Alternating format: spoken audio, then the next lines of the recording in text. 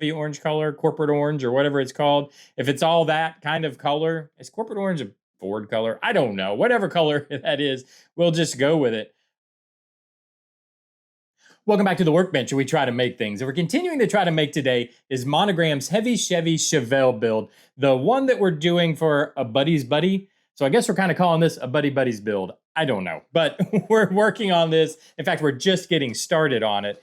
And what I'm getting started on is the engine, of course. That's where we start. But before we get started, before we do a little bit of work here, I do want to mention that this episode is brought to us by a sponsor, and it's the hype button down below. So if you could, go down there. If you're on I think it's only on mobile, go down there and hit that hype button if you don't mind. That'd be really cool. I just want to see, I don't know, does it do anything? I don't know, but hit that hype button for me. That's our sponsor for today. But let's get busy on the block of the car. So as a reminder, this is, again, a buddy's car. So a buddy of mine gave me this kit, wants me to build it as a miniature of his buddy's Chevelle.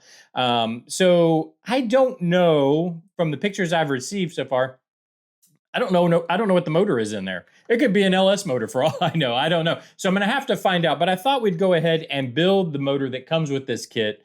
Get started with it, because even if we end up not using it, which there's a high likelihood we might not, but we'll have a nice motor to go along with it or to use somewhere else. So what I've done is glued up all the parts that are going to be painted Chevy orange or Chevy red or whatever that color they actually call it, that orange Chevy color.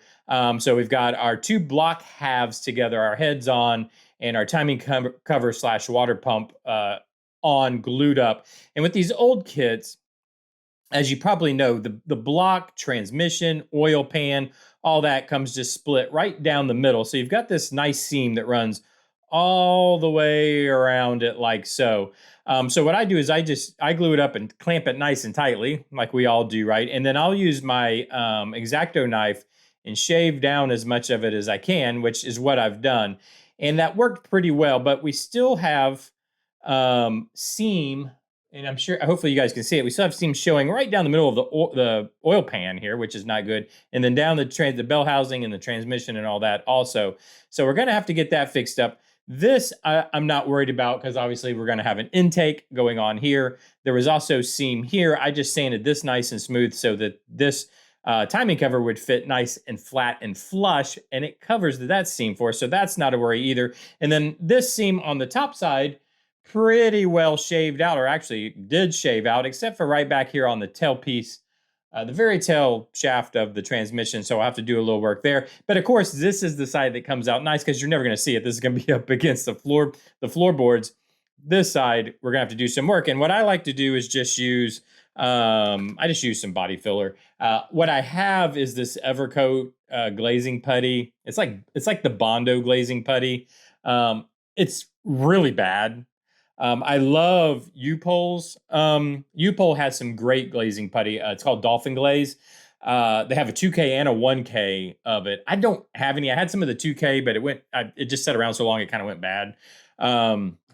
They have a 1K just like this also, which I need to order up. I never have.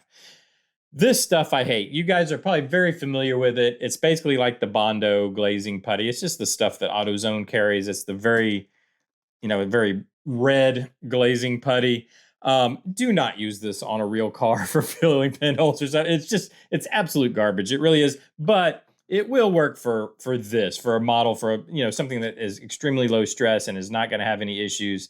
And I'll use it to just fill this. I don't think we're going to have any problems with it. And I'm going to get, like I said, I'm going to get some of the U-Pole, their 1K Dolphin Glaze ordered up. And then, so next time we do this, we can take a look at that and you can see the absolute difference.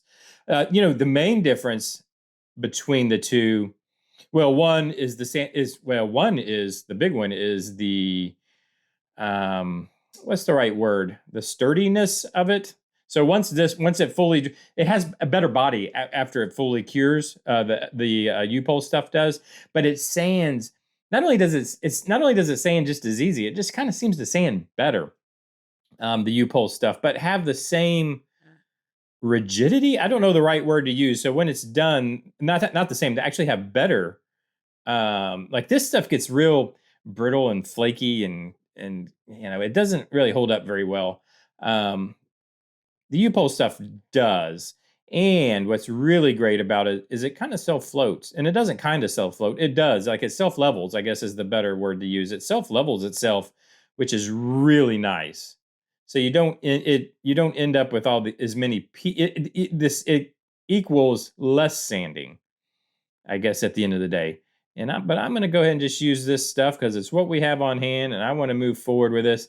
And so basically, yeah, I just when it comes to this stuff, I just kind of glob it over the seam, and then you want to try to push it into the seam. That's where you get your bite. Obviously, I've also primed this.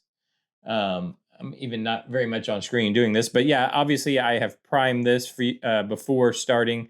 And then given it a little bit of it's got a little bit of a roughness to it, so it gets some bite. I'll go ahead and fill this side too, even though we'll probably never see it, but I'll know it's there, so I'll fill that gap just like so. And then, of course, we'll let that dry up. And a lot of times you can go with your finger and kind of get it pushed into your seam like so. Yep, just like that. We'll let this dry, for I don't know, like an hour or so. I think it'll be good. And then I'll sand that down. I'm going to paint it. I'm just going to go with the Chevy orange. Again, I don't know the motor in the car that we're building this off of, and I'll probably do like a 3D printed motor anyways, I'll probably print something that has its higher detail and whatnot. I don't know, or maybe not. If it turns out they just have a stock motor, what do they call that Chevy orange color, corporate orange or whatever it's called? If it's all that kind of color, is corporate orange a Ford color? I don't know. Whatever color that is, we'll just go with it.